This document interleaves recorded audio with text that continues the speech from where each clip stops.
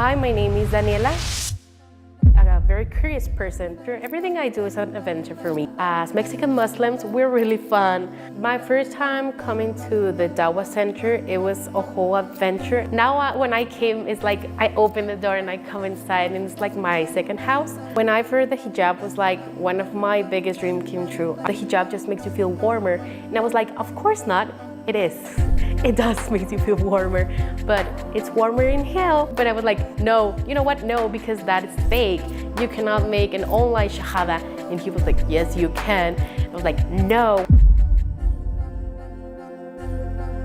Hi, my name is Daniela. I'm from Guadalajara, Jalisco, Mexico.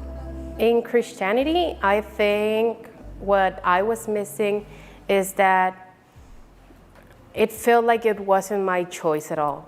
Like, I just had to believe in that because my parents believe in that, and that's what they teach me.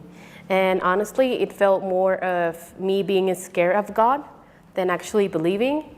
In Judaism, it was that it was a little bit hard to find myself in. Like, I really had to talk to strangers outside in the street to actually get into, and they were not Jews, they were like Christian Jews kind of thing. So I think that was that. And in magic almost got me. But I don't know, I didn't feel that connection at all. Maybe, I don't know, maybe I felt like something was answering to me, but something was missing to me. There's a type, the magic that I practiced a lot was chaotic magic. And it's a really light one. It was more about manifesting things. And green magic is called. It's used with plants and things like that to maybe protect spells and everything. I did like the lowest thing. I learned all these things from TikTok and by reading. I am a very curious person, so I was always like, what can I do today? My first time that I recall like having Islam is my life, I was like 7 years old. And I remember I was arguing with my grandma because when I was little, I was so obsessed with Egypt and all the culture. And I remember I told her about women in the Middle East using hijabs. And I told her I wanted to use a hijab. And she told me, why do you want to use a hijab? The places where they live, it's really hot. So the hijab just makes you feel warmer. And I was like, of course not. It is. It does make you feel warmer, but it's warmer in hell. So that was the first time. I wanted to try on the hijab. I didn't know Islam was a thing. I didn't know the hijab was part of their culture and their religion, but I was just like so obsessed with the hijab. I think, yeah, that was my first kind of like where Islam came to my life. When I heard the hijab was like one of my biggest dreams came true. I remember when I was like younger, I would use every piece of fabric that I found and put it on like a hijab. I didn't know how, but I would put it on like a hijab. Even with my shirt on, when you take it off, you take off the part of your arms. You just leave it like this. And I remember I would put it on like a hijab and I would look in the mirror, I would take pictures. And I also used to watch dawah videos of sisters going outside and telling non-Muslim women if they want to put on the hijab. And I remember I wish that was myself. And it's exactly the same when I first saw a hijabi girl. I was like, it was like I saw my favorite artist outside. It was like, oh my God, I want to be like her. So yeah, I think a hijabi was like my role model. My first time coming to the Dawah Center, it was a whole adventure. Everything I do is an adventure for me. So yeah, because at first, when I search up the most obvious thing, and it actually, that's the name of the page. So I found it and I saw that they have in the Dawah Center free Arabic classes that they have on Fridays. They have this thing called Masjid at Open Doors. And every time I was like, oh, I want to go. And I remember being close to the masjid, looking at where Google Maps told me it was, and I would be like, it's so close to me, but I didn't want it to come because I was so nervous. But it was more nervous. Like, I think at that time I didn't know there were rules about my clothing. So yeah, maybe it was a lot like you're not ready to go. So yeah, and when I arrived here, I was so nervous. I was outside waiting to someone to open me the door. Now when I came, it's like I open the door and I come inside, and it's like my second house. But obviously I was so nervous, but as soon as I walk up, they say like, yeah, come on in. And they answer me all the questions. And they actually gave me my very first Quran. It's the one that I have here. And yeah, the first time I approached them, it was at a Yera stand, and they gave me these flyers. These are the same exact flyers that they gave me that time. And the first Quran that I got was this one. I actually have a story with the Quran. The Quran, I found it because I knew every religion had like a holy book, and I learned that the Quran was the holy book for Muslims. So I searched it up. I downloaded it on my Kindle, but at first I didn't understand the Quran, so I did not read it. And then I saw it at my school at this like little market of secondhand books, but it was really expensive for me. It was like $30. I know it's not a lot of money, but for me, a broke student, college student, it was a lot. So I didn't want it, but subhanAllah, they gave free Qurans at the Dawah Center, and I got my very first Quran, and it's like really special because it's the first one. When I first thought of Shahada, and I remember I was sat down, and I turned back, and I saw this hijabi girl, and I was like so excited because that was like my role model, a hijabi girl, whatever hijabi girl I see on the street, it was like my role model. I want to be like you. So I remember I took it to her and I was like, hey, I always carry this hijab and my praying mat with me. I never use it because I'm not a Muslim, but can you help me put it on and can you help me explain? And she immediately said yes. So she took me to the bathroom. I came outside and I remember Brother Rafa told me, when you came here, you didn't have a hijab. And I was like, no. And she told me, and he told me, you're not a Muslim, right? And I was like, no. He told me, well, what's next? Shahada. And I was like, no.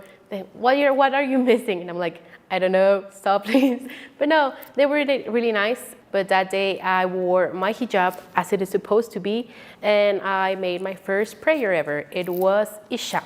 That's when I first heard again of Shahada. And exactly, that same girl invited me to my very first Juma, and I came by and they spoke to me again about Shahada, but I didn't took it. And that same night, person in charge of the Dawah Center here, the Brother Rafa, I remember I asked him, he didn't know it was me at that time, and I was like, hey, if you were a new Muslim and you were about to take your Shahada, what advice would you give to yourself? And I had many doubts. One of the doubts was I didn't have any modest clothing, and the other thing was my diet. Here in Mexico, we eat a lot of pork, so it was a thing that it was a big problem for me.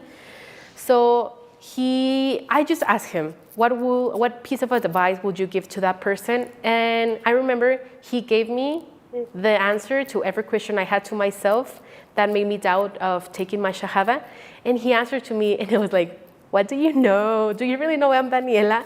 Because he answered everything, and it was like almost Allah gave him what I needed to hear, and I heard that. And I also fought with his wife on comments because he was like, do you want to come in the live and say the Shahada? And I was like, okay. But I was like, no, you know what? No, because that is fake. You cannot make an online Shahada. And he was like, yes, you can. I was like, no, what are you talking about? But I didn't know it was Moni. Now she's my best friend, like my sister. The work of supporting new Muslims continues year-round, and you can be part of it. Over the past 5 years, IRA has been blessed at being able to introduce Islam to more than 400,000 people. These individuals need our constant support as they navigate their new faith. Your contribution of £50 to support one new Muslim gives them essential guidance and support. Click the link below, share the video, and let's go back to that interview, shall we? And I didn't take Shahada, so exactly on the next Friday, I was like, okay, maybe I'm taking the Shahada on Friday. And yeah, that Friday I took my shahada after I spoke to Moni. She told me that modesty and learning from Islam comes after you take to your shahada. Shahada is the first step. Then you start learning. Then you start changing your clothes. Then you start changing your diet. Because if you're waiting for yourself to learn about Islam and then taking your shahada, then you're never taking your shahada. You never stop learning. Every day I learn new things. And honestly, it's kind of funny because I always tell it to myself, why didn't they tell me this earlier? Because it's like a really important thing, and I'm like, okay, but yeah, it's helpful because every day I learn new things. The first time I took my shahada, like the very real time, I was nervous, but those felt like the correct words. Like I really believe what I was saying. And it was a really special moment. I was like so nervous, but my sisters, the sisters of the Dawah Center, are really lovely persons. I love them so much. They're like a second family because they help me a lot. But yeah, my shahada, it was really special because yeah, I think those words felt, yeah, that's the thing I can say. They felt really right. I had the right age to really believe what I was saying, what I was getting into kind of thing. So it helped me a lot. And also the really special moment came after I took my shahada. And the first prayer is the most special. After the shahada, the first prayer is the most special praying. It has never been the same because I remember when the dua part, it was like I was actually speaking to God. Like obviously every dua you speak to God, but it was like I had God right here beside me and I was speaking to him like, hi. And it was like so special. Yeah, you have to know something about me. I like to take God as a friend and it helps me a lot. It helps me more with my duas. I feel more connected to him. Obviously, I keep this respect to him because he's obviously very superior for me. But yeah, that first prayer, I cannot, it has never been the same. Islam has changed my life, and I can say it has improved my life because I changed many of the things I used to do. Because now I know that certain things are haram, but it's not that, I'm scared to say it. No, it's now that I'm now aware that those things are not correct. Now, I used to drink a lot, but now I don't do it because I know it's not a good thing. We cannot eat these things because they are haram. I do it, and it's easy for me. For some persons, it's not because they're like, everything is haram. And it's like, it's better for you. Allah is taking care of us. It also gives me a routine. I have to wake up, I have to pray. And so, yeah, it gave me more of a routine. And I'm a person who makes everything into a routine. So now, every week, I know that Fridays, I have to have them free because it's Juma time. And I know that 5 times a day, I have to give a little space to God to thank Him for everything. So now I dress modesty, and it has helped me a lot because when I take a lot of the bus because I'm a student, so it's safer for me. For me, Dawah means to erase the stereotypes that the movies, the person has give to the people. Knowing religions, it's me going there with an open mind and ready to learn. But I know by experiences with the people I give Dawah, they're not the persons. They're like, no, I'm close. I don't want to hear any other things from you. And yeah, that one for me, it's that. Erasing those stereotypes for them. No, we're not bad persons. And as Mexican Muslims, we're really fun. Like when they come here and they see how we're like, they're like, they're awesome. It's like, yeah, and that's every Friday. So erasing stereotypes and also embracing my religion. My therapist once told me, you never show your real self to other persons. So you should start doing that with your friends. And I was like, okay, I didn't do that. It took me like a year to do that. And then I spoke to my very close friends, And I was like, hey, so Islam is now a very important part for me. And many of my friends are atheists. And I was like, so I want to take you. I'm not going to take you so that you convert the first day. SubhanAllah if you do, but if you don't, just come with me because it's beautiful. The first friend I bought here, it's my friend Mariana, and she actually took Shahada because she was the one I bought my first hijab with. And the second one was a very close friend to mine. She was my very first college friend, and she's an atheist herself. And I was like, hey, I want to take you to the Dawah Center here at Guadalajara because they're very friendly. That's where I spend all my Fridays. And she was like, okay. When I first told them if they wanted to try on the hijab, they were like, are you sure? Do you want to really lend me your hijab? And I was like, yeah, go on. And I embraced them, obviously. And she came by. Every day they're like, oh, I think I have this Friday and I'm free. Let me think if I can go. Whenever they can, they come by. And they're like, and I don't even ask them anymore because I don't want to pressure them, but they're like, hey, I have this Friday free. Are you going to the Dawah Center? And I'm like, of course. So they're like, okay, I'm coming by. And I'm like, yay. One of the challenges that I faced through my life is that I had many attempts to end myself. But I remember one time I was like maybe 15 years old. And I remember I was at this Christian temple and I was like speaking to God. I was on my knees and I told him, hey, I give up. I cannot do this by myself. So I surrender my life to you. Please help me. And I remember I didn't get an answer. And I felt so lost. But years later, like months ago, I started going to therapy. And I remember I spoke to my therapist. And what he told me is that what I received was the divine silence. And he told me that divine silence helped me discover religions. And that divine silence helped me get to Islam. So something that I have said a lot, my adventures. Like, yeah, I've gone searching to a lot of religions, but I never had a place to come back. And every adventure felt like I was in the limbo, like, oh, new adventures. But I was like so lost. I was like in the middle and I didn't have a place to stay at. And now I can go to my adventures, but at the same time, okay, I'm done with my adventures. I come back to Islam. And now I feel that I'm not alone anymore and that I have like, I don't want to make this comparison, but it's like I have a mattress. Like if I fall, I know I have something to fall on, and that's Allah subhanahu wa ta'ala.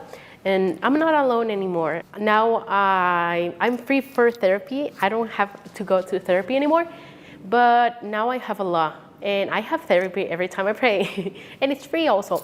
But yeah, I think that was the challenge I faced myself. I have many limbos in my life. And one of that was me taking my life. Like I say, yeah, I want to take my life, but no, I don't want to. And I'm like, no, I don't really want to because I want to do Hajj. And now I have purpose in lives, and many of them are for Islam. I want to learn all the Quran, and it's like, so I have to be alive for that. And I want to do Umrah, so I have to be alive for that. And I want to do Dawah, but I have to be alive for that. So that's what keeps going me now.